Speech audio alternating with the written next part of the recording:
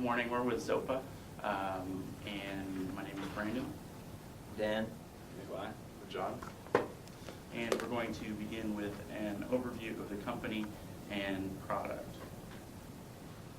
A few company facts. ZOPA is actually a financial firm that's based out of the United Kingdom, actually London. It was founded in 2005 as the first person-to-person or peer-to-peer lender, and that kind of gave it a first-mover advantage throughout the world.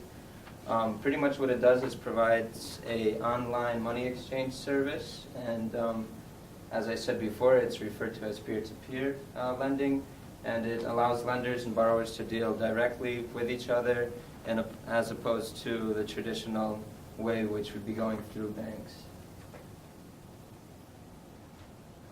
ZOPA actually is an acronym for Zone of Possible Agreement, and what that means is, well, actually what it is a terminology used in negotiating, and it pretty much identifies the boundaries within which two parties can reach an agreement. The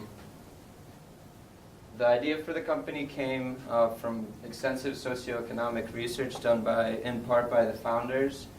They were attempting to develop a business model that would fit into the future and kind of give it that competitive advantage.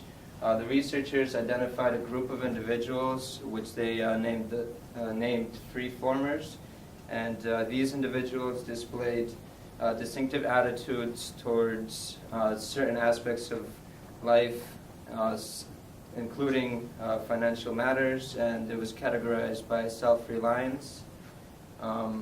The founders saw an opportunity after they saw the success of websites such as eBay and Betfair, and saw how all they did was create a virtual venue for exchange and make profits by simply doing that. Also, there was a huge rise in social networking,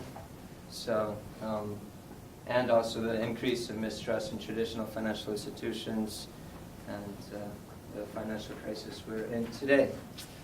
The service, what they pretty much do is they distribute funds among the parties that are involved. They complete necessary legal paperwork to pretty much make it legal. They perform the necessary identity checks for borrowers to make sure that they will, probably pay back the money. And they also employ collections agencies, and that's to reduce risk for the lenders, so that the lenders actually get their money back.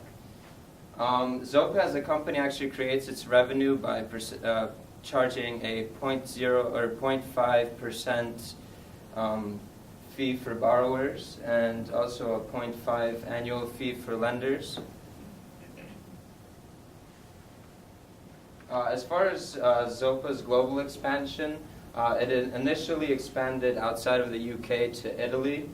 It began those operations under a license from ZOPA UK, and after this, a few years passed, and it had also expanded to the United States, and that was actually in 2007. In order to come into the United States, they actually had to set up partnerships with several credit unions throughout the United States, and that was just due to regulations and that type of thing. They're currently working on entering the Japanese market. They should be there quite soon. It didn't really say exactly on the website, but their basic offerings in each area or market they enter is more or less the same, but each subsidiary does have a little bit of a different model. Like I said before, they do adapt a little bit to each market they enter, and they do this in order to better meet consumer needs in each of those markets, and because there's differences such as cultural and regulatory environment in each country they enter, and since we're entering Australia, that is relevant. Their operations in different parts of the world where they are currently, and if they were to move into Australia, they would take their experience with them, so that would give it somewhat of an advantage. And they do this in order to build a social lending platform that is tailored to the culture and regulatory environment of each new market.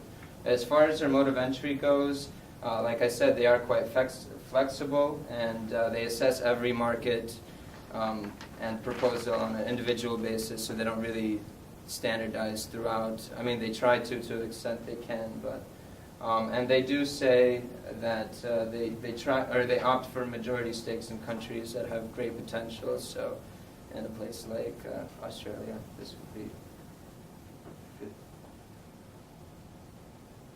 A little bit of the environment overview of Australia. Australia is actually a high-income economy. It is a member of the Organization for Economic Cooperation and Development, the OECD. From 2003 to 2008, Australia had an average annual GDP growth of 3.13%, which is pretty much the same as other developed nations, falls in within those lines. It has a population of 21.4 million, which isn't that large compared to other developed nations, but still is a considerable number. And it has had a growth rate of 1.7 per year. As far as foreign direct investment goes, they've had 51 billion Australian dollars, which is about 49 billion American dollars in 2008. Australia also has an annual disposable income of $600 billion Australian dollars.